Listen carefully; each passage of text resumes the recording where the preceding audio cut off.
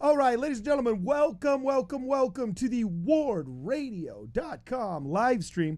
We got a super cool show for you guys tonight. We had a really great opportunity. My family and I was blessed with the ability to go to the Church of Jesus Christ, a.k.a. the Bickertonite sect that was originally started after the succession crisis of Joseph Smith's martyrdom by one Sidney Rigdon, picked up by our boy Bickerton, and now continues into the modern day as one of the many restorationist sects of the church, continuing the legacy of the restoration with Joseph Smith. And you know what? We had a totally awesome time. Everybody there was great and super kind. We went with our bodyguard, Ed Thomas, and they were loving and welcoming, and it was awesome. And guess what? We brought back we abducted a Bickertonite, and his name is Josh Gehly. Hi, everybody. Yeah, what's up? And he just wrote a super cool book. We're going to do a podcast about it, actually. He's come to visit us, but it's called, what's it called? Throw it up, my man. It's called Witnessing Miracles, Historical Evidence for the Resurrection and the Book of Mormon. All right, rock on. Now, he's a super cool guy. You know what I'm saying? We might have to pump some caffeine into him because he was a little bit tired from his trip here. He just got back from That is street legal. So if you love Jesus, the Book of Mormon, and caffeine, the Church of Jesus Christ is a great place for you. Yeah. That's hilarious.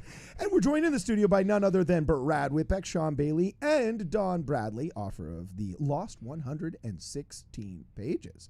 So anyway, we're just having a fun little interfaith dialogue here. We brought Josh back with us, and you know, I'm gonna tell a little bit of my story, what it was like going to the Church of Jesus Christ, and we're gonna have a fun little conversation about a little bit about his book, a little bit about his faith, and all of y'all in the chat, please let us know, what you think. If you've had any experiences, if you got any questions, throw us a super chat. We're going to be reading all of the questions on air, but just try to make sure they're respectful and nice and everything like that. And then we're just gonna jump right in. Robert Boylan already jumping in, saying they're the third largest restorationist group and second largest that takes the Book of Mormon seriously.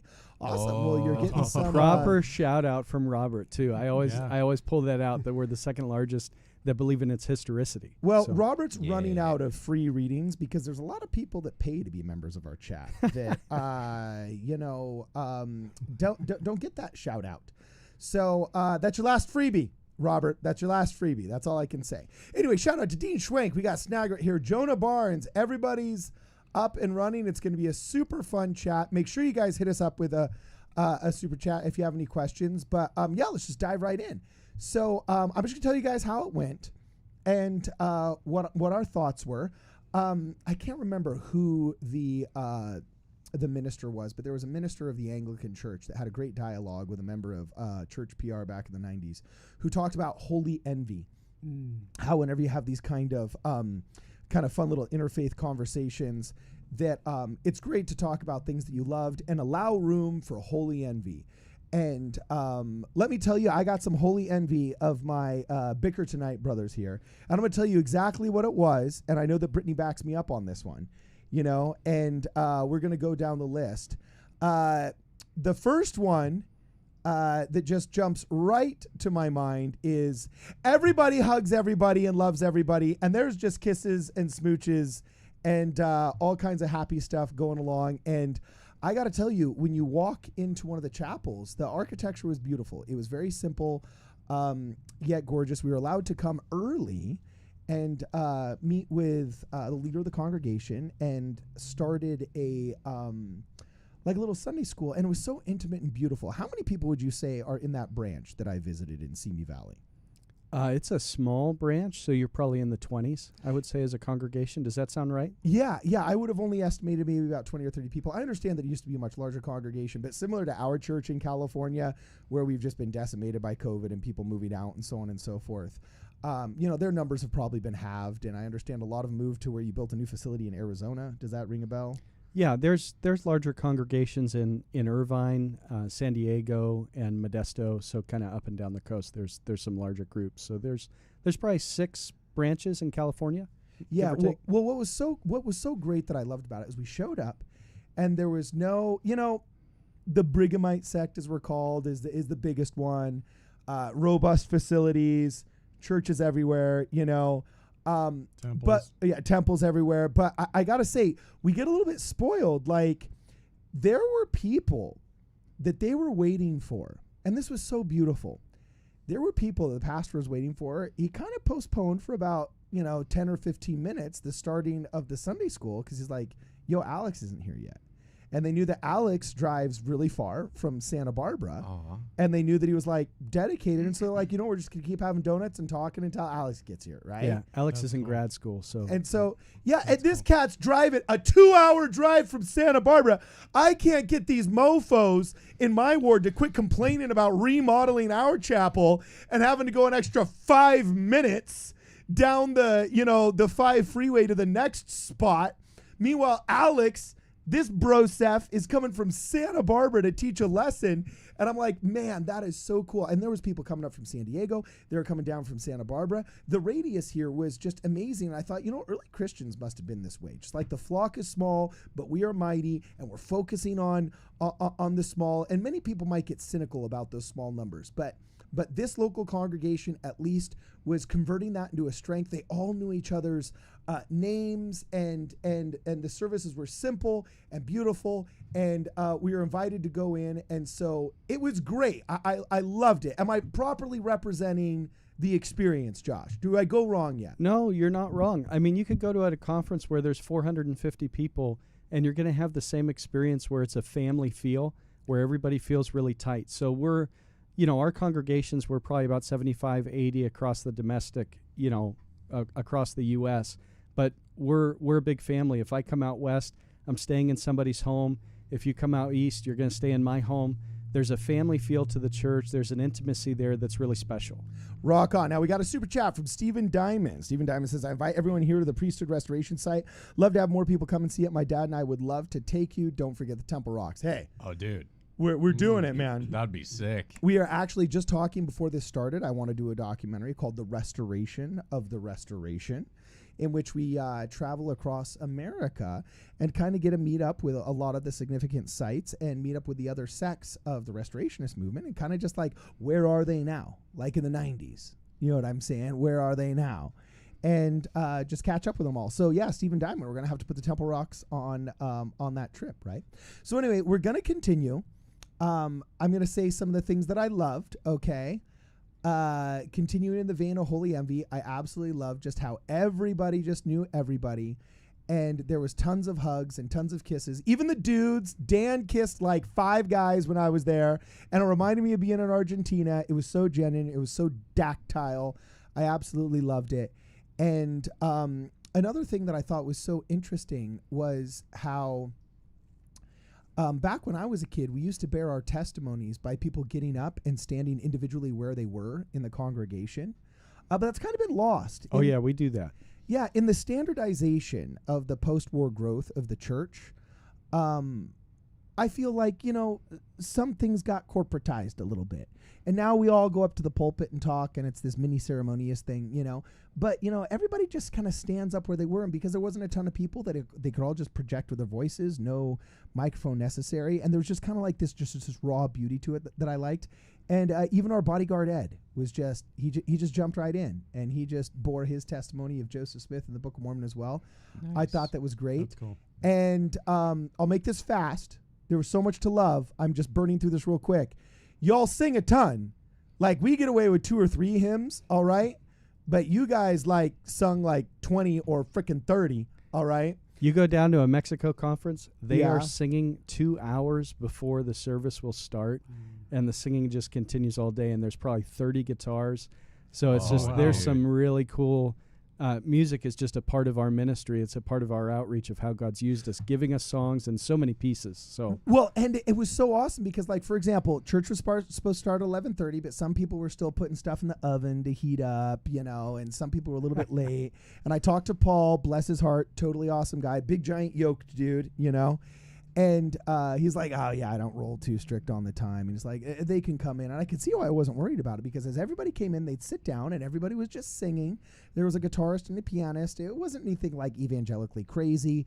It was just, lovely kind of a cappella with simple musical instruments singing. But then once a song ended, somebody else would just call out and say, hey, let's do number 30 in the local handbook, and people would just be like, all right, rock on, and they go to number 30, and the guitarist would, and then just when one ended, somebody else would call it out. It was very natural. It was very organic. I thought it was just lovely. Did they play any Alice Cooper music? Yeah. Well, see, I requested, but we listened to that driving to church. Okay, so that's there we go. There we go. Yeah. So for those who don't know, tell people about your most famous church member. Yeah. So Alice, or Vincent Furnier, he was never a baptized member, but he was blessed in the church. His grandfather was actually one of our presidents, Thurman Furnier. Really? So Vincent Furnier was raised in the church and then grew up, started a rock band in Pittsburgh, Pennsylvania, and never looked back, actually, for many generations, till he converted to evangelical years later. So Alice Cooper is his stage name, and Vincent Furnier was his original name when he was raised in the church. Oh, that's funny. Oh, fascinating. That's hilarious. It's probably better to be known by Alex Cooper right now than Mitt Romney. But we have no governors to our name. Have no governors to our name. Oh my gosh! Just chicken head cutter offers. Okay, now this is where my only this is where my only criticism comes in here. All right, bring it on. We gotta talk about your music, dog. Yeah. It was beautiful and it was lovely. But this Alice, who wrote songs in Zion? Oh, so we have Sister Arlene Buffington, that was gifted a gift from the Lord. So we obviously know that in the Restoration, there's a lot of gifts that have been poured out by the Lord upon the Restoration movement. Yeah, one of those, going way back to even W.W. Phelps, is the gift of song. Yeah. Right? We can sing An Angel Came Down. We can sing The Spirit of God Like a Fire is Burning. And our tune, a little bit different than your guys's, but still same lyrics, same overall message, and there's a beautiful spirit in those hymns. And we had a sister, she's recently gone on to her eternal reward with the Lord, but Sister Arlene Buffington was given a special gift from the Lord that are titled the Songs of Zion. She had no musical talent. She had no ability to play I can anything. Relate. Yeah, and she would be given a full hymn from the Lord, lyrics and music. Oh, wow. And we have a hymnal now that's just been printed and is being distributed by the church. The earlier versions were kind of self-published, but still throughout the church. Okay, so there's 239 hymns, so it's not a small number. It's a tour de force, and I'm sure she was an awesome lady. An awesome lady. But could she bring the key down like 4 notes? Like, this lady was a soprano, obviously, okay? and she must have thought the rest of us were sopranos too. Carden, you have to ascend unto God. That's it. I was singing in a key. My vocal cords were stretched into knots they have not been in since prepubescence. And okay, so here we go. I will beclown myself. Come sheep, taste the grass on the summit. I think you're doing great. Wait, hold on. Here it comes. That's a high one. Yeah. You know what I'm saying? Like, I've been there. I tried to sing along with y'all, man, but it just got to a point where I was just like, oh man, this is rough. Alice Buffington, girlfriend, we gotta bump it down like 4 whole steps or something, you know. I love it. So anyway, I thought that was just great and so lovely. And then ultimately, afterwards, of course, everybody was stoked to have us there. They knew the name of the show. They knew my name. You guys were obviously effective at communicating. But at the end of the service, oh, my heart burst when this happened. I just loved it. I loved it. Everybody gets together in a circle, and you can't see it on the screen, unfortunately, because OBS doesn't show me. But there's the leaders of the congregation that have come up from different areas. And everybody just holds hands. And they all hold hands, and they say this prayer. And that's how a normal meeting without the foot washing ceremony, which I think was gorgeous, that with your permission, I'd love to tell everybody about later on in the show. Yeah. But I thought it was beautiful. There was such a lovely spirit there. So anyway, anybody that has a chance to visit the Church of Jesus Christ, Bickertonite, I highly recommend it. I thought it was a lovely experience that I have some deep holy envy. So before I talk this whole entire time, I want to open the questions to some of us here in the studio. If any of you guys have super chats, send them our way. Jonah Barnes says, who loves the Book of Mormon more, Josh or Don? Cage match live. Don is going down. There can only be one. All joking aside, Don, do you think you could cage match our Bickertonite brother here? Maybe we'll do a holy kiss later. Maybe we'll do a holy kiss later. Yeah. That's How's that slang for a left hook jab. The holy kiss puts you in a sleeper hold. You know what I'm saying? That's right. So anyway, Enter yeah. to the rest of the Lord. So yeah, let's bust it out. Like, this is fun. Let's start asking each other questions, talking. We This is had cool. another super chat where Oh, someone crap, I was missed saying, it. Read it. what do the Bickertonites think of church history? So Oh, okay. Bust it out. that is Josh. a wide question. We're pro church history. Yeah. All right. I think if I can try to translate the question, I think what he might be asking is like, maybe what do you guys think of the succession? Yeah. And how that went down. Yeah, what's the story of Bickertonites, man? Give us Yeah. the whole deal, man. The raw story. All right, I'm in. So we view ourselves as the true succession of the Church of Christ as established to Joseph Smith and Oliver Cowdery under the hands of an angel in 1829 and 1830. So we view ourselves as the restored gospel alive on the earth, the kingdom of God on earth, and we are bold in that proclamation, even though we're a small but worldwide church. Is And that why so- your logo has the one instead of the I in Jesus Christ? You got it. Yeah, You that got it. wasn't lost on me. I was like, they're putting the number one in there. It's kind of like, screw you, Brighamites, man. We stole the freaking URL. It is and not we're putting meant the to one be in a the dig logo. on anybody No, else. I'm totally just kidding with you, dog. I'm totally just kidding with you. So- but dude, I saw that number one. I was like, oh, that's sly. I dig. Anyway, keep going, brother. No, so when it comes to succession, obviously we know that at the death of Joseph Smith, there was literally dozens of breakoffs in that moment. And so we view ourselves and our succession claims come through, if you can go back as early as 1834, Joseph Smith lays hands on the first presidency, and he lays hands on Sidney Rigdon, and he proclaims him to be in charge of the church in case he's ever absent. Okay, you don't get much more absent than dead would be our argument. In Yeah, 1836, in 1836, he clarifies that the Q12 was subordinate to the first presidency, including himself, Joseph, and he specifically isolates Sidney Rigdon there and specifies him.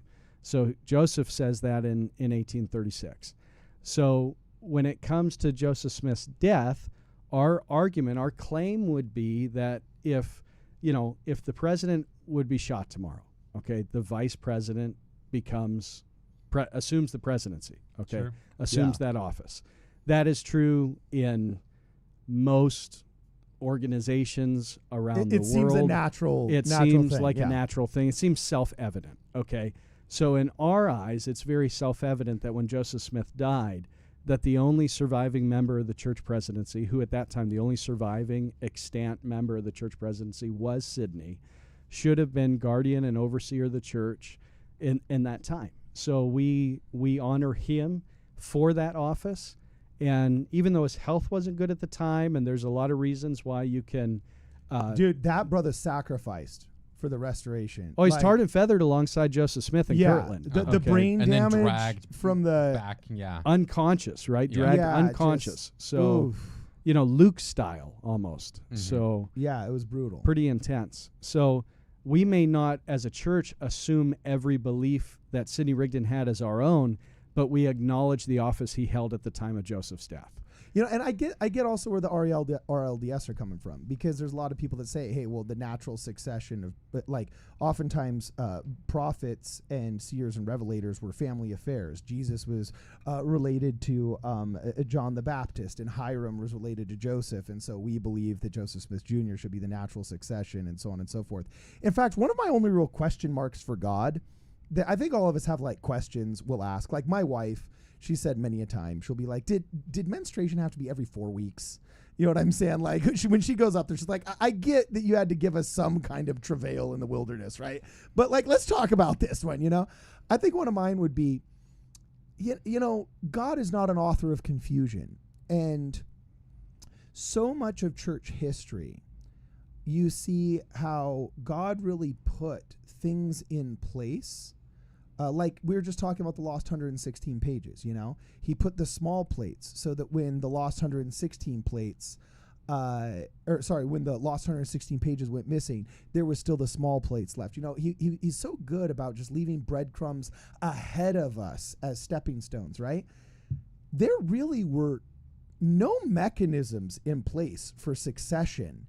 And fair, Carden. Yeah. And a lot of confusion because, like, for example, I've been on the phone with John Hyacek. I'm friends with Reed Moon, who's probably one of the #1 rare book collectors, especially of Mormon books, and one of his only real rivals in terms of collections, especially of specifically Mormon artifacts, is actually a Strangite.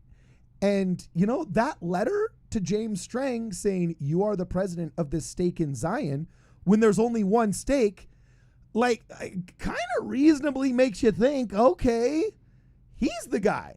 But then, like, there's Sidney Rigdon, the guy that was tarred and feathered next to Joseph, that can lay pretty much... Who was literally the vice presidential candidate because of a technicality of an Irishman. Yeah, exactly. And it's like, you know, like there was no real constitution of our faith to put together. So it's like, you know, oftentimes these successions, especially modern ones, come as functions of pride. Like we were talking with David Alexander, and, you know, he made a joke how it's always the youth pastor. Once he gets popular, he ends up taking away, you know, part of the congregation to go form a new iteration of his church. And then, you know, he becomes the old guy, and then his youth pastor ends up, you know, like there's a lot of pride involved in a lot of these successions. But with the Mormon succession crisis, there's 3 or 4 sects coming out of there where I'm just like, dang, man.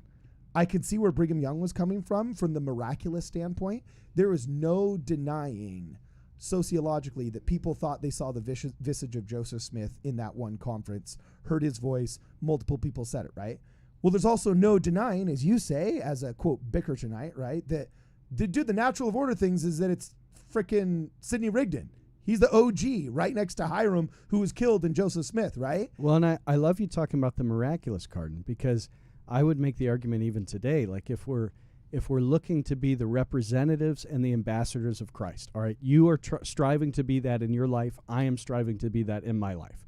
Okay, when John is questioning the Lord and sends disciples to the Lord and to ask him, okay, art thou the one who should come, or seek we another? And he says, go tell John, the blind see, the deaf hear, the dead are raised, the lame walk, you know, the lepers are cleansed, and the gospel's preached to the poor. And I would make the argument in humility that that is much more of a succession claim for our church than anything I could offer to you from the 1830s. Okay? In our church, lovingly and respectfully, the lame walk. I've seen it. The deaf hear. My daughter was born at 2 years old with a genetic defect, and she was anointed at 2 weeks old, and that is gone. She's 2 years old, and I don't know, 4 months, 5 months. She was born in April a couple years ago, and she was healed, and there were multiple confirmations around the church, gifts of the word of the Lord, a dream that was given to a sister.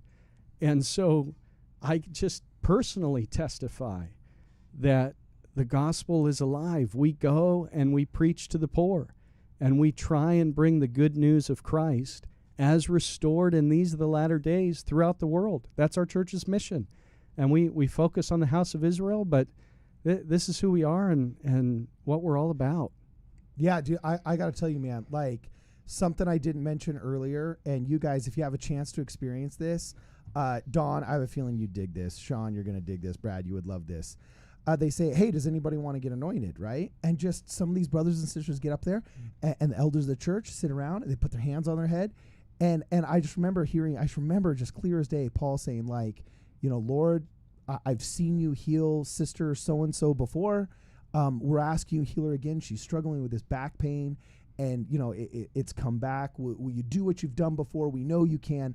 And I was just like, oh, this is so beautiful. That this woman trusts these other members of her congregation so implicitly that when it comes time for blessing, she'll be like, oh, me. And it was so casual. It's like their interactions with God are so wonderfully common that they feel fine, just like, oh, I'll have the elders bless me and it's going to get better. Like you cannot say that there is not operation of God in that moment while that's happening. Amen. I thought it was absolutely beautiful. And then I guess now I'll just talk about the feet washing. Don, you ever heard of the feet washing ceremony? What have you heard, dog? I'll tell you if it's right now, because I'm a straight up expert. Because I went once, you know what I'm saying? What have you heard, dog? And he's really only one meeting away from participating in the next one. So, oh yeah, rock on. You know what I'm saying? So what have you heard, dog? Because you were excited about hearing about this before, right, Don? So I have not heard much about the foot washing ceremony that they do. I do know that it was practiced in Kirtland by the early Latter-day Saints, and I know obviously that it's playing on Jesus washing the feet of his apostles, right? Which is like the kind of the ultimate act of his condescension, right? That, like, as it says on the title page of the Book of Mormon, right, that Jesus is the Christ, the eternal God. He comes down to our level, but he not only comes down to our level, he comes down sort of like below our level to reach us, right? So like in the ancient world, especially, your feet were nasty, right? Like you were walking everywhere. The cities back then, they did not have proper disposal of sewage and so on. You're wearing sandals. They would sewage would be thrown out in the street, right? Your feet were really filthy. Who would wash someone's feet? It would be a servant. It would be a slave. But Jesus, the like untouchables. We have Philippians, right? He's taking on that role, washing our feet, right? Washing our filthy feet, and then he gives the example. This is what we're supposed to be doing for others, right? Just like we mourn with those who mourn, comfort those who stand in need of comfort, bear their burdens. Yeah. So for me, what I just thought was amazing was, yes, there was the symbolism of Jesus Christ washing the feet of the apostles, and yes, him descending below and doing the menial task that would usually be reserved for a servant or a slave class or whatever back in the ancient times. But for me, it was just a human connection between two people. Like I saw these guys, everybody take their feet off. No, not take the feet off. You know, you're not body dysphoric. You know what I'm saying? So everybody would take their shoes and socks off. I apologize, right?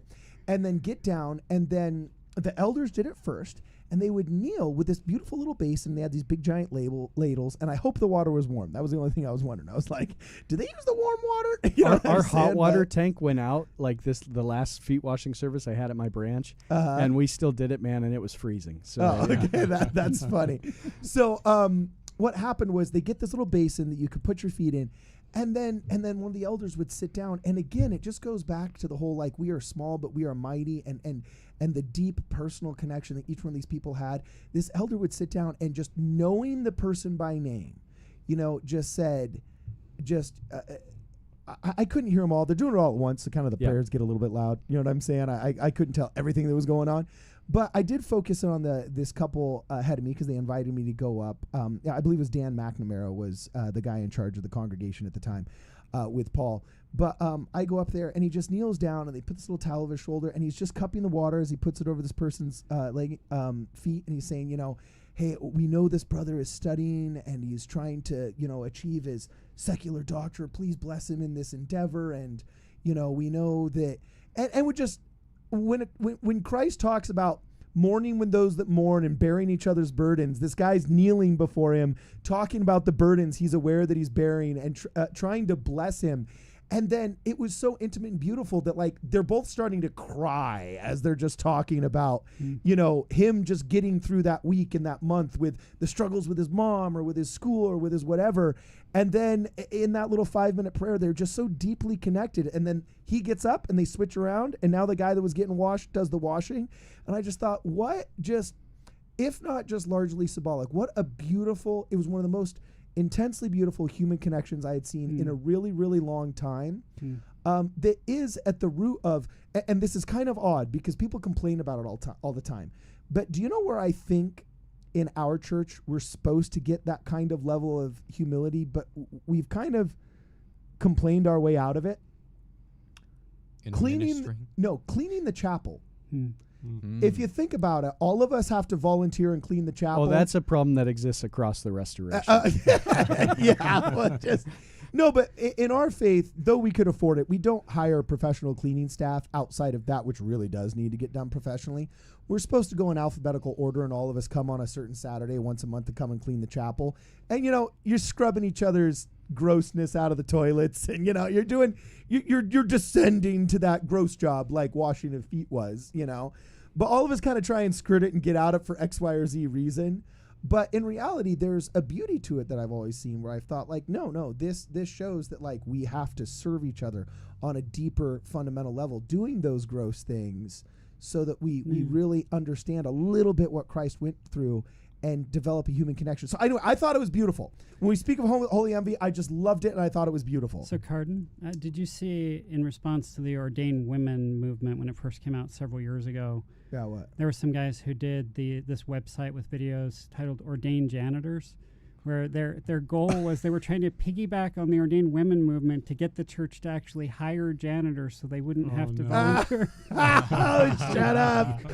Oh, That's that is funny. too funny. Well, no, then they're going to get all the blessings. Forget them. By the way, Dan Yeah. McNamara left a super chat. Oh, hit it. Read it. As you were. You have to be the keeper of the talking super about chats, it. bro. I got You got to help me. So he said probably more than 5 holy kisses happening on Sunday. Great to meet you all and have you with us. God bless you for all you do. That was Oh. Dan's freebie. Awesome. That's it, Dan.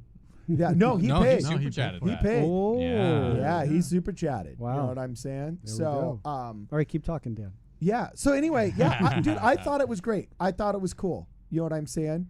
We're going to give you some bass traps from the studio to get rid of the echo in the potluck room. But other than that, I thought it was freaking flawless. Oh, and we got to talk. We're going to superimpose down 1 octave. I think we'll get your hymn book like 1 octave Safe. Transpose. Safe. lower. You know what I'm Transpose. saying? We're Yeah. going to transcribe that cheese, which gets me to the last and final thing that I didn't talk about. Bruh. Yes. Dude, Good it food. was awesome. The food It was was phenomenal. a linger longer. It was beyond a linger longer. It was like A munch and mingle. it was not a munch. In It was Michigan, they like- say dish to pass. Dish to pass. Never heard that before. They just said It's a potluck. Michigander thing. But yeah, dude, no, the potluck was ill, and it was like potluck on steroids. It was freaking awesome. Once a month in Erie. Come on out, guys. We'll feed you.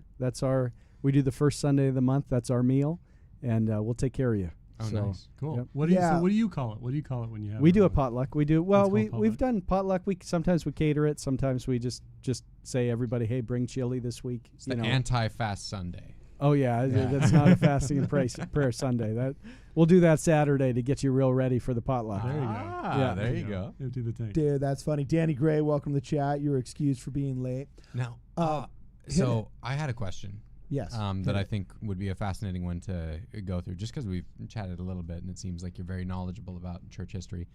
I know that it's interesting to look at the things that divide us and separate us, but I'm curious to know, what are the things that you think most unite us? What do we share most in our beliefs? Well, we share a common foundation, which I think unites us in a tremendous way. Like we all read Revelation 14:6 and 7 and say that applies to me.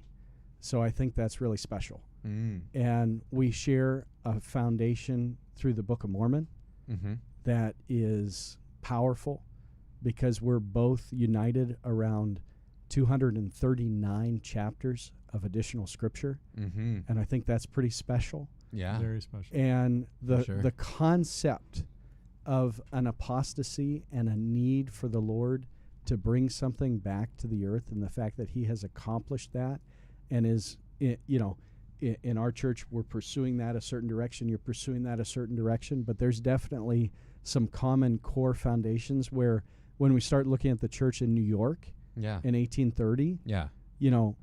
we're arm in arm in that place. And I think that's an awesome place to I be. was amazed at how many of your brothers and sisters watched our show. You know what I'm saying? There's several. Yeah, there's several. I was like, people would come up and like, oh yeah, dude, I love that episode you did like a year ago. I was like, what? Like you watch our show? Like these people were recognizing me and coming up and talking about how I like this. And it was so interesting because yes, I'd love to talk about the things that were similar, and there were some really funny and interesting things that were just slightly different that I thought were like really great and cute and awesome. But I was amazed, and I'd be curious. You can know somebody by who their enemies are, right? And it was very interesting. I talked to one of your leaders, and he said, you know, one of the reasons I love about your show is, he said, if we ever have anybody struggling, because sometimes we'll have people that learn false doctrines or bad ideas about our history and stuff like that, and they want to go what we would call like, you know, inactive or anti-Mormon or ex-Mormon or something like that, you know. And he's like, it was the first time in my life where I felt like I had a link where I could just send them a link and say, hey, well, if you're thinking this, why don't you look at this, which is a counterpoint or a counter argument. So it was interesting. I thought like, oh, so it looks like you and like we share this same kind of problem with people just like getting some weird false version of our church history and then getting angry and then, you know, 100%. Commiserating online. Yeah. So what's happening with you guys over there? You know what I'm saying? Like, like what's going on? Well, there's opposition on all sides, right? If you're pursuing the things of God, we recognize that there's an opposition in all things. And so through that, we're striving to pursue the kingdom in the way that the Lord's directing us and speaking to us. And so, you know, I grew up, like when I was in college, I was at a secular school pursuing an archaeology degree. So 98% of my professors were agnostic or atheist, and the other 2% did not believe in the historicity of the Book of Mormon. So when it came to that, I was thirsty for a little bit more. Our church is a simple church. We really sprouted when Rigdon went back to Pennsylvania, and then through that, William Bickerton was called and used by the Lord, and we continue on to today. But if you think about that, all those people were coal miners, tree cutters, and farmers, okay? So we didn't have a scrap of pennies in the 1800s to put together into our name to do anything, okay? We could barely afford the buildings we were building. People were breaking their backs to pay for the church buildings. They were sacrificing tremendous things, all of that honorable and blessed. My point in saying that is, we are not a church of resources or necessarily, you know, with some great foundation of academia. So when I was seeking, I found Dan Peterson. When I was seeking, I found Hugh Nibley. Okay, when I was seeking, I found apologists, and I recognized when they were defending something that I didn't necessarily believe in or agree with. But what a comfort to find people that loved the Book of Mormon, loved its history. And when I read John Sorensen's first book, I was hooked. I was completely hooked. An ancient American setting for the Book of Mormon. Mesoamerican setting. On Mesoamerican setting. And so there's so many people, you know, Jack Welch's Uncovery of Chiasmus. There's so much. And I can go across the Restoration movement in different ways. I can say the same thing about Vernile Simmons' book, People's Places, and her Book of Mormon text and the Mesoamerican setting she wrote. So, you know, there's a depth across the Restoration movement of understanding and knowledge that ties to the historicity of the Book of Mormon that to me is so quintessential to my faith. It's hard for me to even, I can't even quantify it in the proper way. I'm indebted to the work of so many members of your church. Yeah, what's that like? Kind of like, because there's 30,000 of you about, right? If I got it right, it's about 30,000. Yep. So does it ever get just frustrating that you're like, okay, we read the Bible and the Book of Mormon, but we don't use the Doctrine and Covenants, but nobody knows what that is. And so they just assume that you're a freaking Mormon, like, you know, Mitt Romney. But you're like, okay, well, no, we're not. We're actually one of the smaller sects. So you're polygamous weirdos? And then they're like, no. But, like, do you just have to have very lengthy explanations all the time? Or, like, what do you do? Yeah, I can keep it real simple. So, like, when I was in Guatemala and we were talking, you guys know the culture in Central America, right? It's very, very coffee heavy. So somebody would be like, well, you believe in the Book of Mormon, you're Mormon, right? And I know that term's not big, but the assumption was we're Latter-day. We're part of the Latter-day Saint Church. Through Mormons. Yeah, exactly. Yeah, we don't get offended here, dogs. We are ex-Mormons. You know what I'm saying? All of us. Kind of true, right? Yeah. So with that, I would be like, no, we're a different church. I'd love to tell you about who we are. Why don't we go have a coffee and talk? And they'd be like, a coffee? Oh, I guess you're not Mormon. And we would go on and have our conversation. So use that tool. Yeah, dude, yeah. that's funny. So you had a lot of converts, and you were really wired all the time. That's it. You're always excited. That's Oh, good. dude, that is funny, man. That is funny. And so, Hit it. So we've got another super chat. Yeah, a little bit that- spicy. Euphemize it if you have to, dog. I'll just read it as is because I think Okay. Josh can handle it, and I think he's Okay. probably heard something very similar to Okay. this before. So I Yeah. am curious to hear how he'd respond. It's kind of in multiple parts. Okay. So try to keep the first answer brief, and then the second answer you can probably Just expand on. help it. me So, along, Brad, as we go. Yeah. and then so- I'll answer. I have a couple answers to this before we toss to Josh as well. So Okay, just read cool. it out. Okay. So question one: is this not a Protestant form of our church? Is the initial question. So my answer to that I was thinking was I thought I could see why a layman, and I'd be curious if defender of truth, whatever that means. You know what I'm saying? I who knows? Maybe the guy's got a podcast and he's super erudite on the subject. Maybe it's just some guy that thought that was a cool name. You know what I'm saying? But I could see why a layman at bird's eye view might think like, okay, especially if they have come from the larger, more mainstream Brighamite sect, thinking like, okay, this is a Protestantized version of what I practiced and believed. Not necessarily because it was what I believed before and then atrophied, but because linguistically, they share a lot of vernacular with some of our Protestant and evangelical people, which in some ways I think we could learn from. Like something I really like is that you guys are willing to say praise God when you're happy about something. Praise the Lord, brother. Yeah, like, you know, you say a lot of that, and that's been somewhat neutered out of our vocabulary. The gift of tongues is active in our congregations. You'll hear the word of the Lord come forth in our congregations. You know, there's revelations that are brought forward in the congregation. So we're a very, you know, a Christian word that's used across, you know, across Christianity is we're a very charismatic church, and that's just true. That's just a part of who we are. Okay, and then continue, Brad. Yeah, so he continues, we need to bring them back to the fold and unite the faith. I'd be interested to know if they think our ordinances are valid or not. No? Would it Please explain. Could I Go ahead, Don. comment on the earlier Yeah, go ahead. question Yeah, yeah, yeah. first? So Yeah. one Protestant. I want to get there yeah. too. Yeah. One common understanding among Latter-day Saints, Utah Latter-day Saints, is that what happened with, say, the reorganized church, and then also with like the Church of Jesus Christ in Pennsylvania, is that these new doctrines were revealed by Joseph Smith in Nauvoo, and then these other churches rejected them and sort of watered it down to a sort of more Protestant level. That's kind of the assumption. Now, a way that I've heard it explained from a historian in the modern Community of Christ, RLDS Church, is that if you look at who ended up joining the RLDS Church, and I think this would apply also to the Church of Jesus Christ in Monongahela, Pennsylvania, is Bickertonites, that what happened is those people mostly come from not Nauvoo in the 1800s, they come from the branches of the church outside of Nauvoo.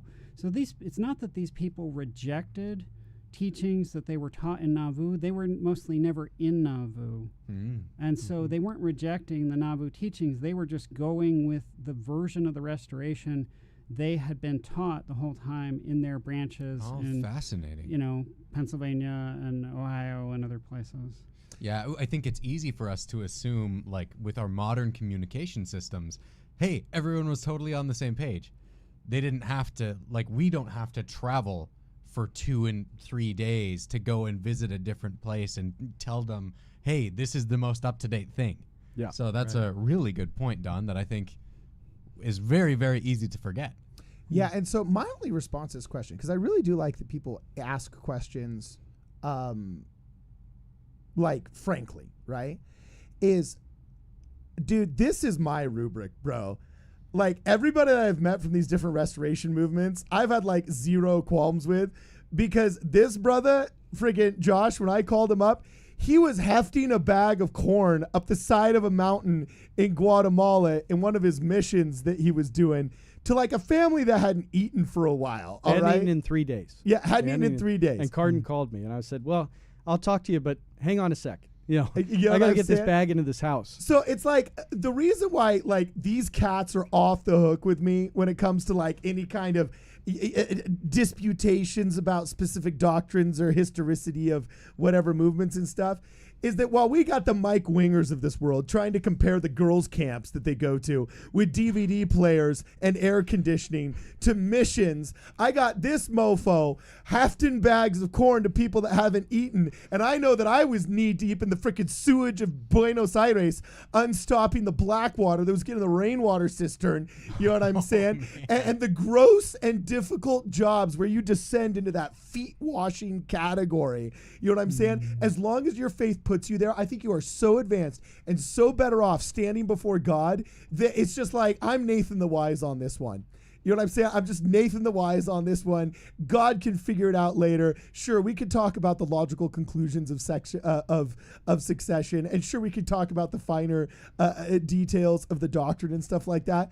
But there's a reason why Christ used the example of Samaritans in all of his interfaith discourses. It was a Samaritan woman at the well that was first to recognize his divinity, and it was a Samaritan that he chose to represent positive service of fellow humans. And so, defender of truth, my answer to you is, I think all of us kind of wonder that.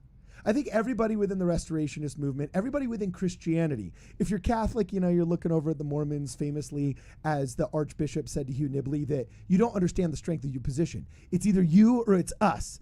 And then I'm sure that, the RLDS folks are probably looking over at the Bickertonites and thinking it's either you or it's us, because, those guys might be wrong over there. And we're probably looking around at the Strangites and see, well, actually, we think it's either you or us and these Bickertonite guys. Right? I think everybody's got this Mexican standoff going on. I call tails. You know what I'm saying? You call tails. Yeah, it's like there is kind of this Mexican standoff going on about okay, well, who is right about the Doctrine and Covenants? Because we do disagree, and a lot hinges on that. However, my response to that is just that, that's the nature of the beast. And if your faith drives you into service, we are at worst each other's Samaritans. And it's Samaritans that understand the gospel better than the Jews did during Christ's time. So I'm Gamaliel on this, man. I'm like, whoa, be careful. Be careful what you criticize, because you might be criticizing the work of the Lord. You know what I'm saying? So anyway, keep going. You guys can all give your answers. Yeah, Sean, jump in. Yeah. So I have a lot of Protestant friends. Made a lot of Protestant friends in Michigan when we lived there, and some really good people. And so when we talk about, they're more Protestant, I'm not convinced that that's even an insult, because there's just some really, really good Protestant people out there. Amen. That being said, I have never met anyone who is not a member of our church who loves the Book of Mormon more. Thank you. All right, rock on, dude. Speaking of which, dude, we got ours, dude. I was the first one to get handed it to you. Yeah. Actually, check Ed this was. out. This one's Ed cool. beat me. Oh, y'all gonna be jelly. All right, but look what I got. Now, oh shoot, it's upside down. Upside down. Crap, I did it wrong. Is that bad luck? You know what I'm saying? Boom. Not if you can read upside down. It's not bad. Yeah, dude. So I got my sick Book of Mormon. It's cool because this is the kind that the Church of Jesus Christ prints. So it's got not just the history of the Book of Mormon and Joseph Smith's vision, but it's got the succession of Sidney Rigdon to this Bickerton brother, Bro Bickerton. Yep. Tell us what that is, man. Give us the history, brother. Well, from Rigdon to Bickerton? Yeah. There's a reason why. Yeah. Because now whenever they scholarly in the Mormon History Association, they talk about what sect you're from, they always say the Church of Jesus Christ, parentheses, Brighamite, Cutlerite, Bickertonite. You know what I'm saying? They just put parentheses down and stuff like that. So you're carrying the name of this Bickerton brother, at least amongst the academics. Tell us why. Yeah, sure. So I think we got 3 threads running right now at the same time, right? Yeah, that happens sometimes. Do you want to close some off? Yeah. I was going to close one loop and then go back in and answer in your cards. order, Good bro. call. Go in your order. So I wouldn't argue that we are Protestant at all, even though I, like Sean, would have nothing but good things to say about Protestants that are believing in the Lord and following the Lord as best as they can. We have no historical tie to that at all. So, when you go into Protestantism, that is a break off of the Catholic Church, and we are not that. If you want that version of an attempt to restore something, that's essentially Alexander Campbell. Okay, and that church exists today. You can go to that church. That's not my church. The Campbellites. The Campbellites are out there. Okay, it's just throw another ite into the mix, right? But, so now I respect those from that Church of Christ, but that's not my church, okay? That's not the restoration that I'm a part of. The restoration that I'm a part of says that there was an apostasy so complete and general that mankind was unable on its own to provide a remedy. And God, Christ himself, commands an angel to fly through the midst of heaven and restore the priesthood back upon the earth.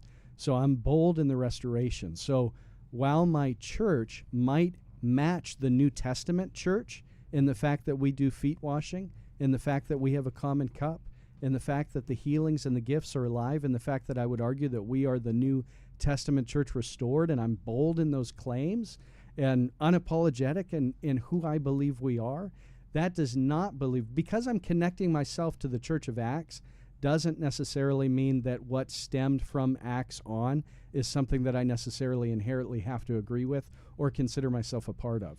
So, And if I were to add something from my perception of where you guys are coming from, I feel like part of it also comes from echoes of Sidney Rigdon himself. He was a very charismatic preacher. He was for sure. His style, I think, kind of carries on in the way that you guys operate.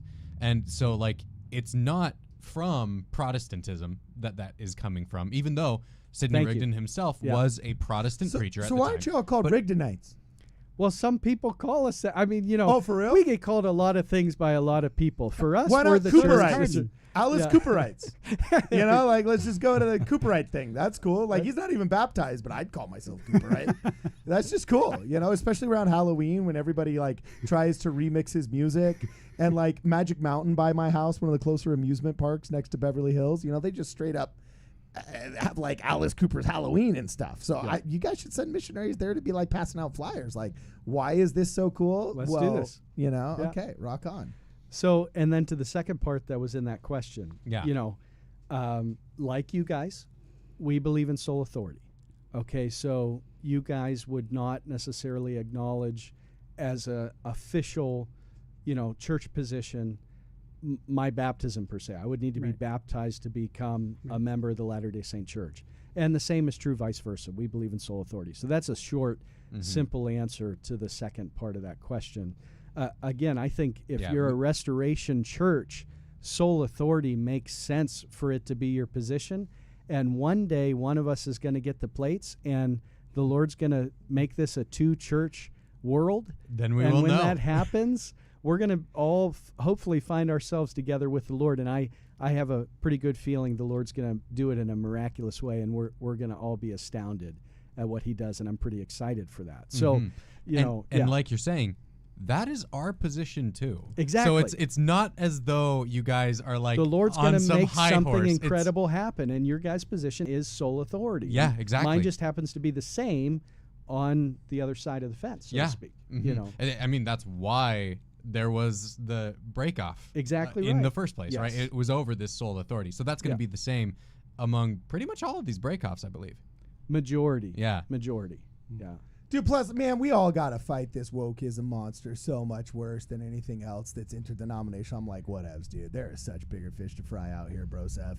And potlucks to eat. You know what I'm saying? Yeah. So, and now into the third. Yeah, into Cardin's point. Cardin, repeat you had something you were throwing out there. Dude, man, I'm just like, God's going to fix so much of this crap, and the human mind is so weak. God knew he made us weak, so he gave us the Book of Mormon and adrenaline, and I really call into question sometimes, really how much a human can do. I've seen them do amazing things, but I also know that, the best amongst us, as the scriptures say, can they look up and can the pot tell the potter that he hath no wisdom? Mm-hmm. You know what I'm saying? And at the same token, we are functions of what the Creator made in us. And there's so much going on this earth that clouds judgment and reason and this and that. I think there's a reason why James said, by your fruits you shall know them. Paul said, can a bitter fount bring forth sweet water? I am so obsessed with the fruits of a faith and a belief structure. Thank you. You know what I'm saying? Amen. Over any of the specific, dogmatic preferences. You know what I'm saying? That when I see that beautiful sweet water, which I seek and I want to pair up with and I want to have fun with, and I want to hang out with, that's in a strange way. All the other stuff does matter. Like, there has to be doctrinal coherence and so on and so forth. But I think it matters a lot less the older I get, and especially as bad the world gets, and as cynical as our enemies get. You know what I'm saying? I think you look at the scriptures and it's like, hey, it's better to hearken than offer the fat of rams, right? Yeah. In some ways, I feel like that's also a little bit referring to like the specific way you're doing your ordinances is maybe not as important as your heart being right before God. If I could add to that. Yeah. So like in the first vision, especially I think maybe the 1832 account of the first vision, and then in the Book of Mormon, even though there is an idea of like that the apostasy requires like a restoration of authority and so on, the emphasis in the Book of Mormon and in the first vision is actually that the people had gone astray in their hearts, right? Mm-hmm. That they were drawing near to God with their lips, but their hearts were far from him. It was moral and spiritual failings more than doctrinal failings and authority that really initiated the need for the restoration. So definitely, like the thing that we have in common, right, of the things we have in common, the fruits we seek to bring forward are incredibly important. I got a question for you, Josh. Fire away, Don. Oh, Here we go. It's going Yeah. down. Whoa. No, I'm just kidding. Female ministry Yeah. in your church. Tell us about it. What's this woke garbage? I'm getting out of here. No, I'm just totally scarred. He's like, you have deaconesses? I'm out. Strike everything I said. hey, before you answer your question, I got to tell you, I think there's very interesting conversations to be had about that. And there's people that I trust that have said, I don't see how the final days can happen without it. And there's references to prophetesses all over apocryphal works and the Nag Hammadi Library. And Deborah in Canon. She was a prophetess, right? Dude, there's the entire Acts of Thecla written, who is supposedly a female proselytizing companion of Paul. Yeah, exactly. So I'm not here to endorse it because, hey, we all know the decline of America started with suffrage. But, I'm totally just kidding. You didn't take the bait on that one, Don. But, you know what I'm saying? But, we're just going to let it stand, anyway, Card. yeah, we're just going to let it it stand. You know, somebody's going to make a super cut of all the times I've said that to try and bait somebody into a pearl clutching gasp. You know what I'm saying? But anyway, I think it's really interesting. Okay, I've heard very good arguments against, and also I've seen precedences before.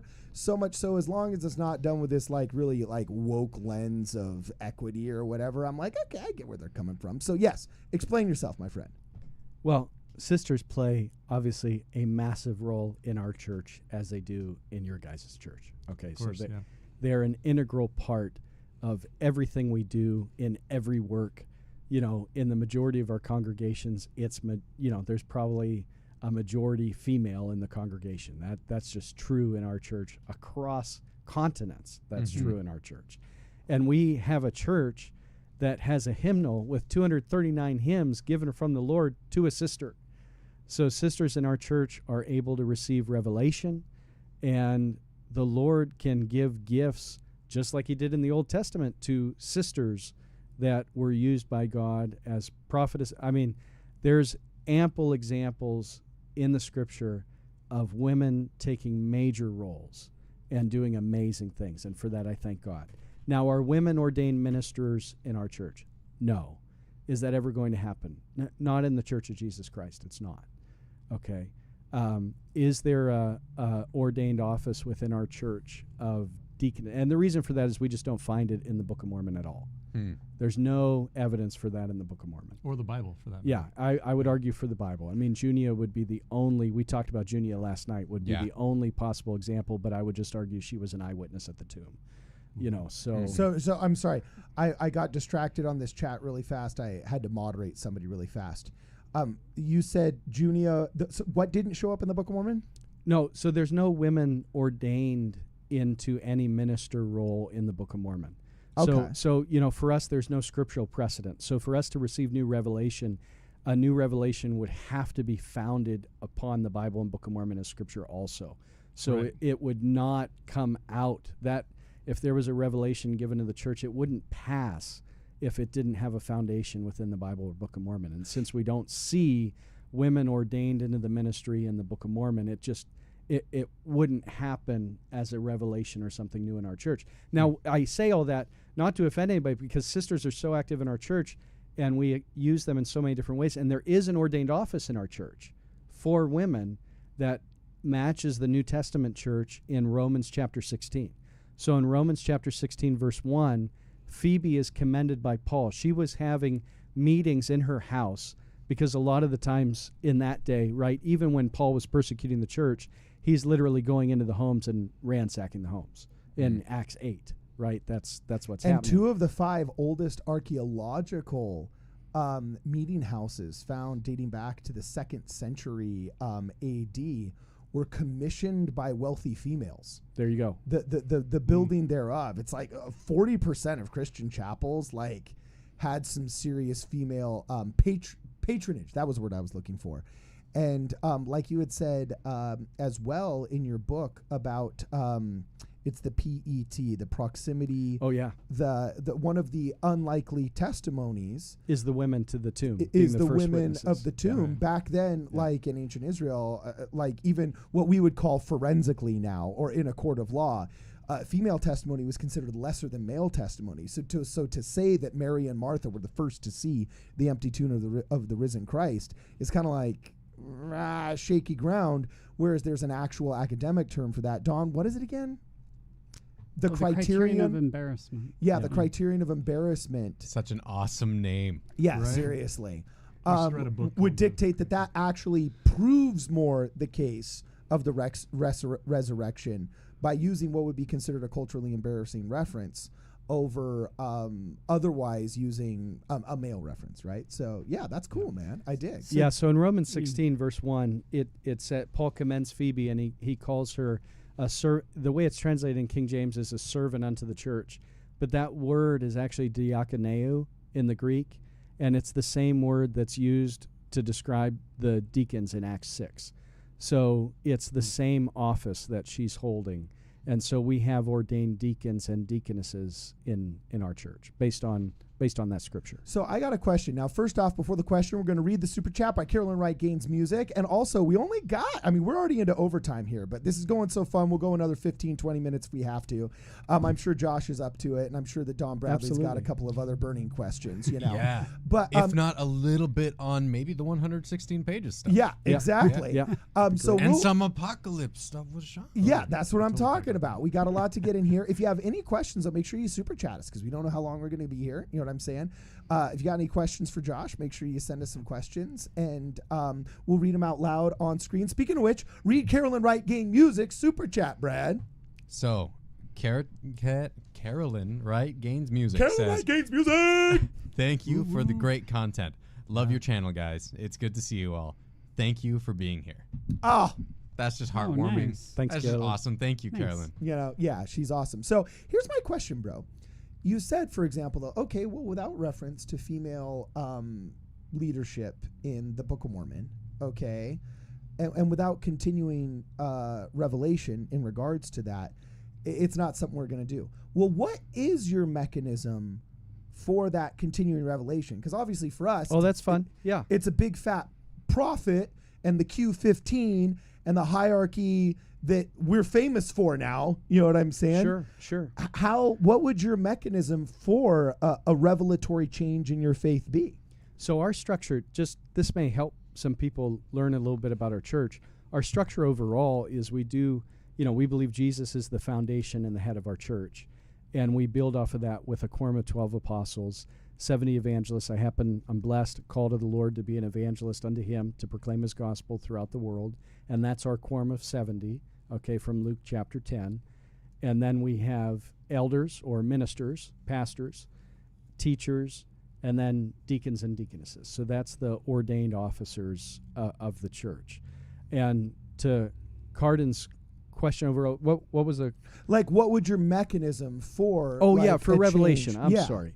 Yeah, so a revelation doesn't necessarily... We believe a revelation can come, frankly, to anyone, member or non-member. I mean... Really? Well, if you think about it this way, Cardin Brad... could receive a revelation. Well, yeah, I mean... Potlucks every Sunday, John. That's straight up my revelation. Submit it. But let me give a scripture example. Okay. Yeah. Let me go to Nebuchadnezzar. and give an argument that a non-member received a revelation that was perfectly valid from the Lord. Oh, fascinating. And also in Egypt, Pharaoh received a revelation that was perfect, that needed interpreted, but it was perfectly valid and from the Lord. So we believe God can. Paul was not yet baptized in baptized the Church when of he Jesus received. Christ, Yeah. right? So we believe God can give anybody a gift.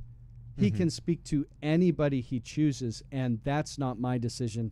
That's his. Now, when it comes to accepted revelation of the church, we would be reviewing experiences that came from an active member of the church. I don't want to, while we would not reject anybody else's experience, ad hoc, we would if it agrees with Scripture. If it agrees with Scripture, we would only be reviewing experiences that came from an active member of the church. So if a member receives a experience that they think might be for either their local church body or something, or the church body as a whole, they wow. would submit that to their presiding minister, and the ministry of that local would review it. If they felt that it was supported by Scripture and passed our own metrics that we have for revelation, that could get passed on to the apostles. The apostles would review that. If they felt it was revelation, they would pass it to the general priesthood, and the general priesthood would review. We have a pretty significant check and balance system. The final stop is the general priesthood at a general conference to pass whether something's revelation or not. I've been in conferences where we accept revelation, and it's one of the most powerful experiences I've ever had, where you're seeing people pop up singing in the Spirit. Gift of tongues is happening. Visions are confirming it, and it's all flowing together, and you're sitting there going, oh my goodness, the Lord is talking right now. I just want to sit and bask in this. And then I've been in other ones where it's been turned back, and so the check and balance system for us is truly to determine, is this really from the Lord, and is it really relevant to us? Is he really directing us in a certain way? What happens to those revelations if they get passed? Because I know you don't have like a Doctrine and Covenants where you're adding new revelations. So kind of like, where do these revelations go and what happens with them? So the ministry has them. There's a collection of them that we have in like an online archive that we can access. Wow. And our membership can obviously request things and read through them. We don't treat it as canon per se, even though it's an accepted revelation. We don't view it, we don't take it in the same metric as Bible or Book of Mormon. We do look forward to future scriptures coming forth, the brass plates, the sealed portion. So we look forward to more. Okay, we're excited about that prophetically. I guess this kind of leads me to my question. Does that mean you don't treat like other utterances of prophets like Joseph Smith even as a canonical thing unless it was within the Book of Mormon? Correct. Okay, so even like Bickerton and following prophets, they don't receive further like guidance and revelation that becomes canon. It's more it's an accepted how would you revelation. characterize it? Yeah, we would just say it's an accepted revelation. Okay, but we would not put it into a scripture canon. What we would look forward to, our canon is open. Okay, it's not a closed canon, even though it is. It almost sounds that way when I'm describing it. It's an open canon from the standpoint of through prophecy, we know more's coming, and we're pretty excited about that. And so what's prophetically mentioned in the Book of Mormon and the Bible, we look forward to that coming forth from many different tribes and learning how the Lord spoke to them and receiving that for our day and time and for what the Lord's doing. So All Josh, right. there was a guy who made a comment. Okay. I feel like the guy in the green shirt is an apostate, but since we're both wearing green shirts, I don't are know we if Josh together? is the apostate. I'll be apostate with you, Don, because I love you, brother. I'm good with that. That's funny. That's funny, man. And now we've got two other hit more super chats, bro. This one I'm going to go with first.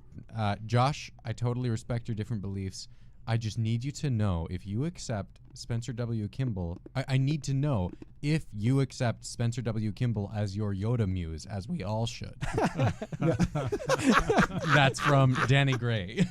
Baby Yoda? Which are we? Oh, are no, we you've never Groguing it? seen the side-by-side of Spencer W. Kimball and Yoda? There's an apocryphal story that Spencer W. Kimball inspired the imagery George of Lucas. Yoda. Yeah. You know what Are I'm you? saying? Please pull this up right now. Oh my gosh! Speaking of dog. revelation to people outside This shows the church, my Yes. ethnocentric church-centered, like, you know what I'm saying? spot. No, look, Please I bring will this up. literally just live, and people know that watch this show. I And hate doing this stuff As live. you're pulling this up, Sorry. the next question Uh-huh. says, "Great show. Will Brother Bradley get a show to talk the 116 pages?" So Oh, maybe yeah. Yes. once we pull up this Yoda thing, we move on to a little bit more of Totally. That'd be Don great. Bradley. So here. look, That'd be here's an great. opinion piece from the Washington Post about why do Mormons like Star Wars so much, and apparently it purports to have a picture. I think it's Restoration Movement. This is wide open. Oh, come Yeah. on, where is this thing? I'm gonna go. You know, I gotta. It's not showing up because it's the Washington Post. Give me 2 seconds. Here's the actual picture itself. So I'm just gonna open image in new tab, and I'm gonna change your life. I am literally gonna change your life in the next 3, 2, Guys, 1. There is Spencer W. Kimball with Yoda. this changes everything. That changes everything. We've won the bet. This is it's. You know? We're bringing it together now. I called tails. It was heads. Yep. You got Yoda heads. That in the head, right? Yoda did it. The Force did it. You know what I'm saying? All right, keep reading the super chats, man. Keep Okay, reading so the super next up chats. we've got so this one I think we can be real fast. So no prophet, Amos 3:7. How would you know? I think he's interpreting your interpretation of your current prophets and prophetic gifts as like not having a prophet that God is revealing secrets to. Right? Yeah, that's true. Actually, if so much of the origins of the Book of Mormon was Joseph Smith's claim to be a prophet, and you're saying, hey, you know, we're the true continuation of that, and, you know, we kind of declare this self-evidence and the obviousness that it's got to be Sidney Rigdon, couldn't one kind of logically conclude, shouldn't it be self-evident, the evidence of a prophet leading the Church of the Restoration, or do I beclown myself? I'll add to whatever your answer is. Yeah, so I think that is your guys' position stated well. yeah. And you just don't view a prophet's role as that. Yeah, same way. okay, so Maybe. you know, exactly. I don't think Isaiah was necessarily chief priest. So He probably was not. he definitely wasn't. was not. Yeah. You know, he definitely was not. So when I look in scripture, I don't necessarily see a precedent to say that a prophet is necessarily the head of the church. I just don't find that Oh, legit. in the Bible or Book of Mormon the way Yeah, I read it and maybe- interpret it. I'm not saying you can't, you know. Yeah. Looking at Isaiah and Jeremiah and even Lehi as kind of contemporary prophets Sure. almost, right? Sure. Or I guess not. But Right. with Jeremiah and Lehi at least being contemporary, you Ezekiel have and- people being led in different ways. And Don? Yeah. Exactly. So I was going to say that, like, as the Latter-day Saints, we do think in terms of, like, well, God always has a prophet on the earth. In the Hebrew Bible, God usually did not have a prophet on the earth. He usually had prophets on the earth, right? Word. And so that certainly is in our church. There is a connection between the office of prophet for the church and the highest role in the priesthood, like you're saying, Mhm. like sort of like the equivalent to like the biblical high priest. Whereas in the Church of Jesus Christ, Bickertonite, like there's that equation isn't made, so it's actually following more of the Hebrew Bible model. And honestly, we Yep. sustain 15 prophets, seers, and revelators. Yeah, that's true. Like, oftentimes Right. people don't realize it's not really the quorum of the 12 apostles. It's kind of the quorum of the 15. 15. You know what I'm Right. saying? And Yeah. so it's like, Yeah, with with the quorum of the 12 and then the first presidency as a separate entity. okay, 2 Now- more super chats. Hit Yeah. it. Hold on, I gotta add something to that first. Hey, I said 2 more super chats. Not your show. Shut up, Sean. You know, I'm totally just kidding. I'm totally Shut just up, kidding. no, no, you're good. No, keep Go going. ahead. Say what you want to So- say. One place you do see that model though is in the Book of Mormon with Alma.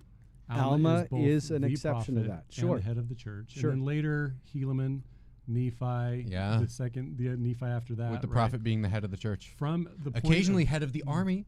That's true too. Yeah. Right. So Alma was like he was the chief judge. He was the leader of the armies. He was the prophet. By he was choice, steps down, takes on being the head of the church to He help was the head cleanse of the it. church Yep. and the prophet at the time. Absolutely. Right? Yep. And then Fair from point. the point of Alma forward, it's almost like every single leader of the church was also the prophet. Yeah. Right? Yeah, Like even up the to Nephi prophet. with Christ Yeah. bringing him forward. Yeah. Yeah, absolutely. Now, next super chat.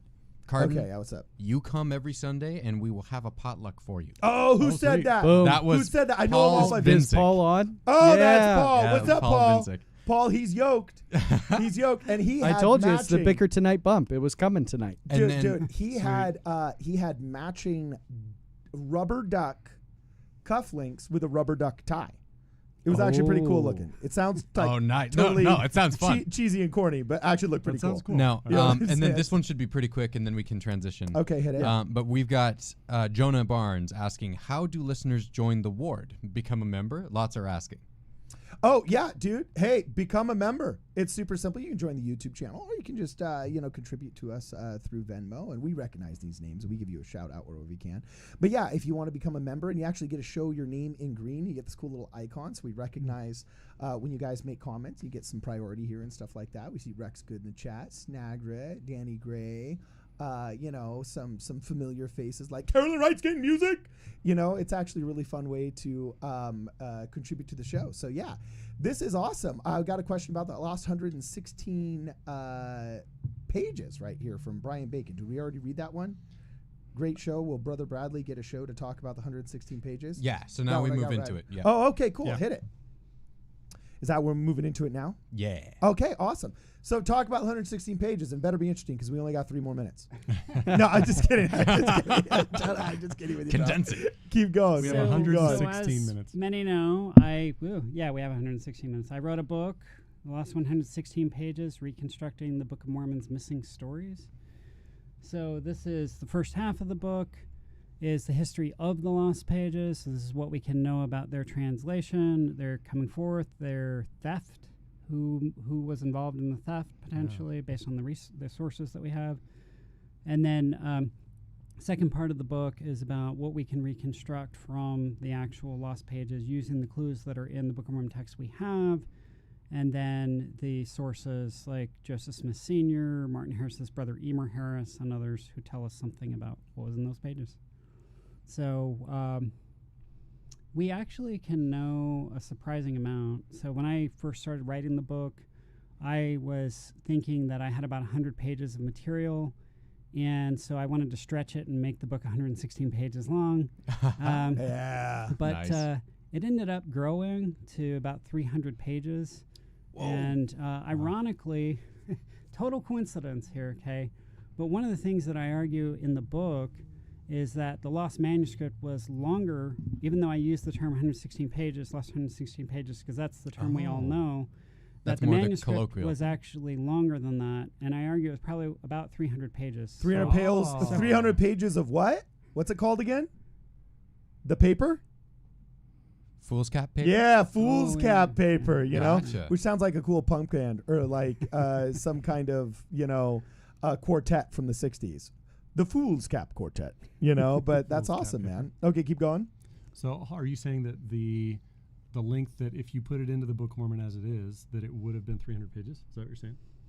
No, I'm saying probably about 300 manuscript pages. Like literal pages. So why did Yeah. we say 116 then? Okay, so where do we get the number 116? Yeah. So we get it from Joseph Smith, right? Which you would think that would kind of end the question, right? Well, Joseph Sure. Smith said it was 116 pages. Okay, but where and under what circumstances does Joseph Smith say the manuscript was 116 pages? So we know that, of course, after the manuscript is lost, Joseph continues translating from that point in the text through the end of Mormon's record, right through the end of the Book of Moroni. Then he translates to replace it, the small plates of Nephi. These get bound together, right, in the same book. They send it to the press, and Joseph is starting to get the book printed. So he realizes in August 1829, he's got to add a preface. Okay. Because if you look at the title page of the Book of Mormon, it says, the Book of Mormon, written by the hand of Mormon upon plates taken from the plates of, upon the plates of Mormon, on plates taken from Nephi, whatever. Anyway, he then goes on to have the next thing that you would encounter in the book is I Nephi. It's like, what happened to, this is Mormon's record, right? And suddenly it's I Nephi. So he needed to explain why the small plates was spliced into Mormon's record. And so he adds a preface that explains this, right? Explains the revelation that says wicked men had taken the manuscript and doctored the words and so on. And so he's trying to explain about what this lost manuscript was, and that's where he says that the manuscript was 116 pages of foolscap. And if you look at the printer's manuscript that Joseph was writing this as a preface for, and you look at the length of the small plates that replace the lost manuscript, it's exactly 116 pages. Oh. Okay. So it's a full 116 pages, and then it's like the top 2.5 lines on page 117. So basically, it's exactly 116 pages long. Is that a coincidence? Like, so the manuscript that was lost is 116 pages, and the manuscript that's replacing it is 116 pages. So Robert F. Smith, who did kind of before Royal Skousen, did the first critical text of the Book of Mormon. He was looking at this, and he realized that connection. He was like, probably what happened is Joseph did not remember the length of the manuscript. Yeah, why would he? And when he's right, why would he? When you're mid-writing, it's really difficult to know. Yeah. Right. And it's not like you go on your Word document, it says, you're at 300 pages. Right. Word count. Right. You know? And I mean, He didn't have enough money for he has a paper to begin scribe. with. He has a scribe writing this. Yeah. Right. And by the time he's publishing it had been lost, over a year before, right? Like if he did know the page count, does he still know it? There's no special reason to think he actually knew the page count. So when he's trying to explain the length of the lost manuscript, he may just be saying, hey, well, the manuscript that replaced is 116 pages. That will serve as a good enough number to indicate the length of the lost manuscript. Then, so that's where that number, Robert F. Smith posited that's where that number came from. Yeah. Then I found additional evidence that the manuscript, in fact, was not 116 pages. Okay. Right? So you have Martin Harris had a brother, Emer Harris. Emer Harris, direct ancestor of Dallin Harris Oakes, right? Okay. Heard of him. Yeah. My 8th cousin, by the way. When Nice. Emer Harris came as an 1847 pioneer to Utah, in 1856, he's speaking at a state conference, and he says, he's talking about the coming forth of the Book of Mormon, and he says, when Martin was scribing for the lost manuscript, he scribed near 200 pages. Well, if that manuscript was 116 pages long, how did Martin manage to scribe nearly 200 pages of it? Right? Yeah. That wouldn't And make he sense, didn't do right? them all. And so, right, exactly. There were other scribes actually who had scribed some of the lost manuscript before Martin. Emma. Right. Emma, her two brothers Alva and Reuben, and apparently Joseph's brother Samuel Harrison Smith. And so, if Martin had scribed nearly 200 pages, and 4 other scribes had worked on the manuscript as well, that thing probably should have been well over 200 pages, right? It's not that Emer Harris, Martin's brother, didn't know that Joseph had said that manuscript was 116 pages long. That was in the preface to the Book of Mormon, and Emer Harris had gone out with Martin as a missionary and spread that book. So he would have known really well that Joseph had said it was 116 pages. Why did he contradict that? Well, it suggests he knew something else from Martin. Okay. Oh, okay. That's cool. Cool. Rock on, dude. That's pretty sick, man. So where did you get your number of about 300? So that was from taking that data, right? The fact that Martin's supposed to have scribed near 200 pages, and then you had 4 other scribes. And then looking at, I tried to estimate how many pages per decade does Mormon give on average in his abridgment in the text that we have. Okay.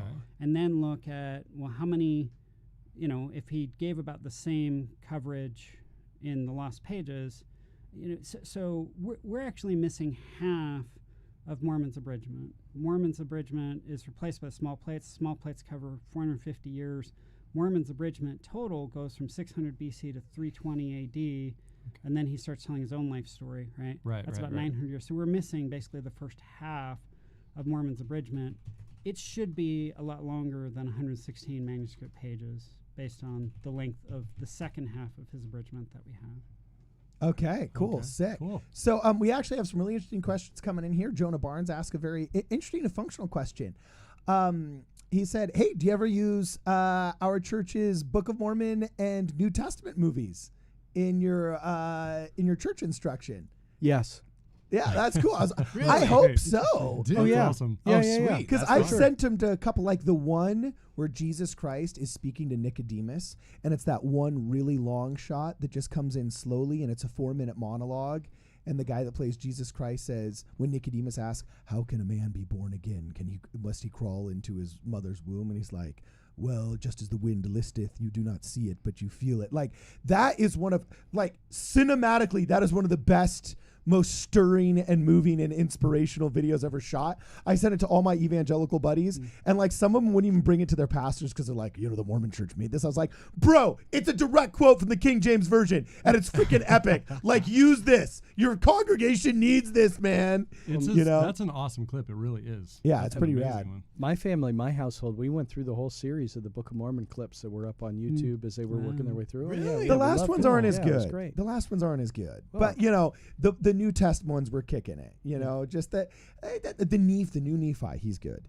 And you didn't realize how young Nephi was. Right. You know what I'm saying? Right. That's kind of wild when they have to make these decisions artistically, and all of a sudden you see Nephi, and it looks like your little brother, and you're like, I did kind of. But he's large in him. stature. Yeah. That's not my Nephi. You know what I'm saying? Like, I That's not kind my of envisioned Nephi. him more like the giant, like, I don't know, Juggernaut from X-Men or something. But anyway, okay, cool, sweet. And then there was another question here from Rex Good. He's a cool guy. Says, please ask, Danny Gray says, please ask if people in their church are ostracized for liking pineapple in their pizza.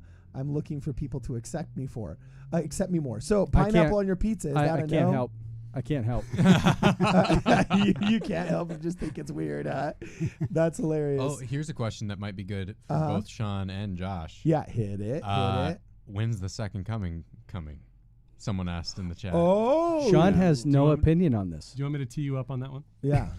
So I was talking to Josh earlier, and I started asking him some of my questions. And I asked him, first of all, does he believe that Christ will stand upon the Mount of Olives? And he said yes. And I said, do you believe that Christ will stand on Mount Zion? And you said yes, right? Sure. And I asked you if you believe if Christ will appear to all flesh and that all of the elements will melt with fervent heat. And you, of course, said Yes. yeah, right? So I was like, oh, we're in agreement here. We're going down the list. We're vibing. And we're totally vibing. And so I got down to the I feel like appearance some punchline's coming.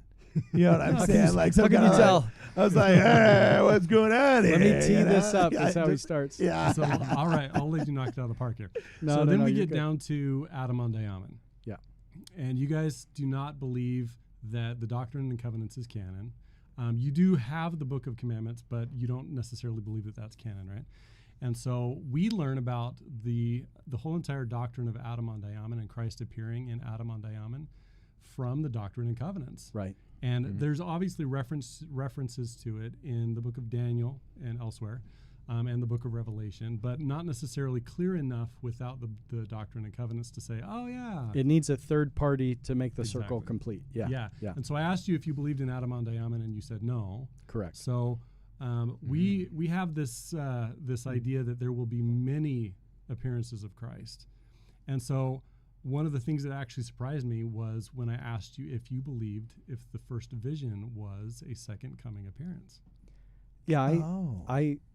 I don't know that we've ever really looked at it that way without talking to you guys and Brad in that context, but it's an interesting thought. And so for us, we look forward to the second coming once the bride hath made herself ready, as Revelation says, and we're striving to build the kingdom so that the bride can be ready. And All right, so- now here's the question I haven't asked you yet. Uh-oh. You ready?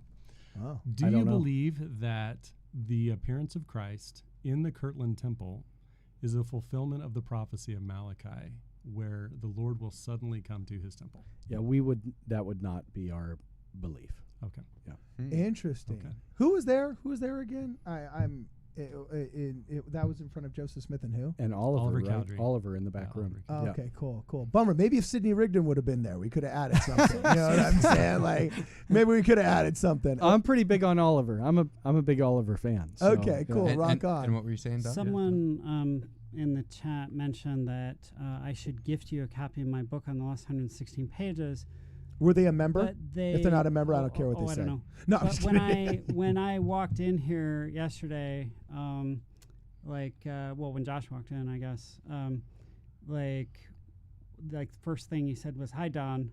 So this is the first time we met. He already knew me. He's already got my book. I signed it for him today. So and he gave me a copy of his book. So And by the way, we're good speaking on of books, dude, this is going to be a cool outro. We're going to be done with this. I promised these guys it wouldn't go longer than 90 minutes, and here we are at exactly 91 minutes. Okay, so we're already into overtime.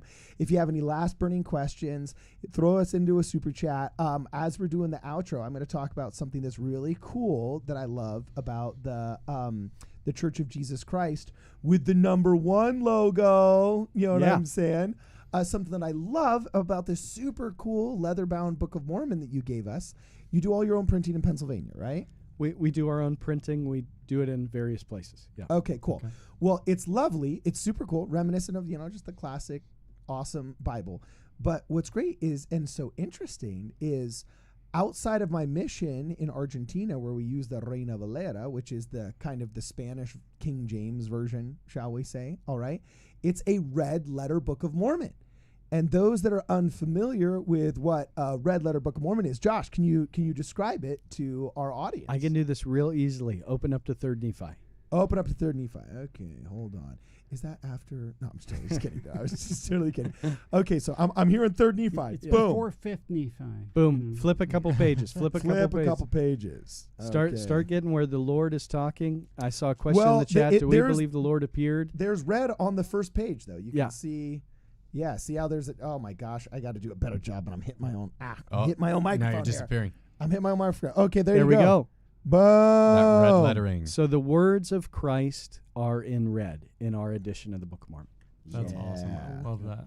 And that's actually really common in Latino America, that the whenever Christ speaks, it's printed in red by the translators so that one can more easily recognize instantaneously the words of Christ as apart from translational considerations or as apart from the words of minor prophets or characters in the book, because sometimes it gets a little bit dicey when you're reading, trying to figure out who's saying what. So to aid in that process, they just pre-color code it, and it's called a red letter Bible. But these guys straight up went red letter Book of Mormon. I was like, dang, that's an awesome idea. Why don't we think about that? Our app is in red letter also. Okay, cool. Yep. Well, I subscribe to a YouTube channel called Red Letter Media. There we go. There are a bunch of jokers that rate movies, dude. They have nothing to do with that. This has absolutely nothing to do with the Book of Mormon, right? So anyway, the little 1 minute. I thought that was Jesus rating movies. Yeah, that's true. If he were to rate movies, I'm sure he would. His opinions would be right in line with Red Letter Media. He would have so many recommendations to pluck out your eyes. Yeah. Like, just be all over the place. Funny. It's like, oh no. He would have that whip ready for just all of Hollywood. Just like, he'd just go to town. So anyway, here's our little outro. If you have any last burning questions for Josh Gehly, our Bickertonite buddy here, just send him right now, because, this may be the last time that we see him for a while. And he's a super cool cat that just obviously we're going to hope to have back. But if you got any last burning questions for him, make sure you send him our way, because he is the Generalissimo of happiness, the emperor of empty evidences, the warden of spirit prison himself, the lieutenant of liturgy, the sultan of sectarianism. What? How do Josh I disappear Gehly. right now? Yeah, Why the warden of I don't Spirit the know where warden of any spirit these come prison from. himself? You know what I'm saying? I was like, well, that's just cool. He's the warden. He's like the tough guy. You guys know don't what even I'm call it saying? spirit prison, right? Don't you call it? Exactly. Yeah, it's all right. It's all good. Oh, did I screw love that you one guys. up already? No, you're He's good. the warden. He can call it whatever he wants. That's true. Yeah, that's true. That's right. That's That's true. right. That's awesome. So anyway, Thanks for having me on, Carden. It's a blessing to be here. yeah, and So, shout out to all the Bickertonites in the chat. Yep. We had a couple hundred extra people here than we usually do. And so I'm sure that had to do with your buddies there. Who knows? Maybe down in the San Diego branch. Maybe your Pennsylvania pals. Maybe the deputies of the warden in Spirit Prison just decided to show up on their lunch break. You know what I'm saying? But anyway, this was awesome, and it was super fun. Where can people find you if they want to interact with you, interact with friends of the church, go visit their local Bickertonite branch /mission? How do people find you, bro? yeah, please come and see. There's no harm in coming out and joining us for a worship service. You can find us online at thechurchofjesuschrist.org. That's our website. So the article there is really important, thechurchofjesuschrist.org, just to get to our own brand and our own website.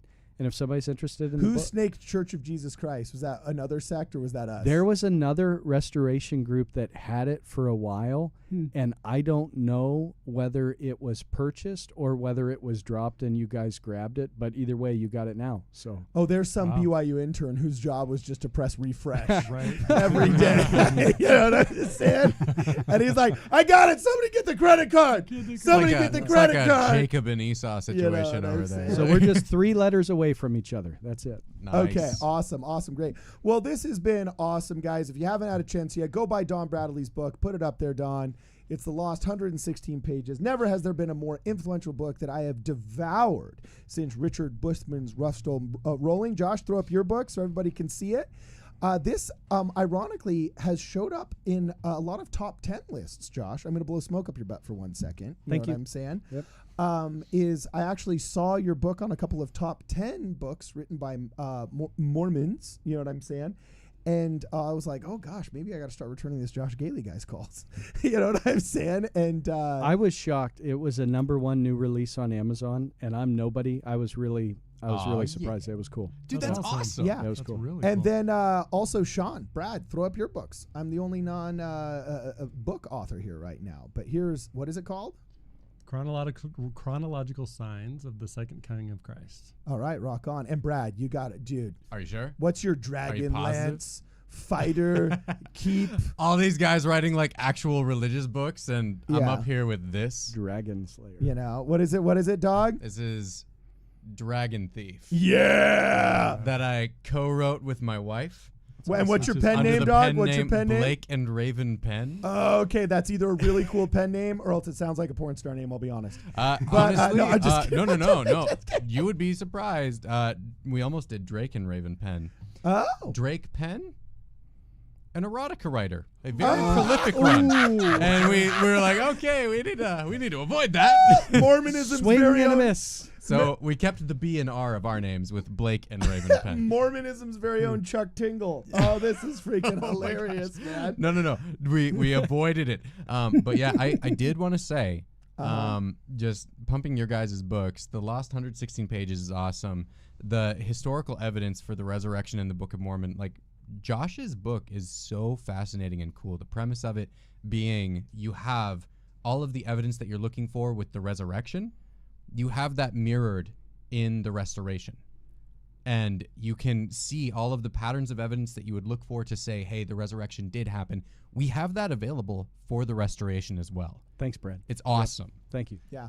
Awesome. Well, a bunch of people are saying they're getting your book now, Brad, so good job publicizing it. Oh, yeah? Anyway, yeah, it's pretty fascinating. Anyway, this has been real and it's been fun. We had a blast here, guys. Oh, yeah. Please make sure you check us out.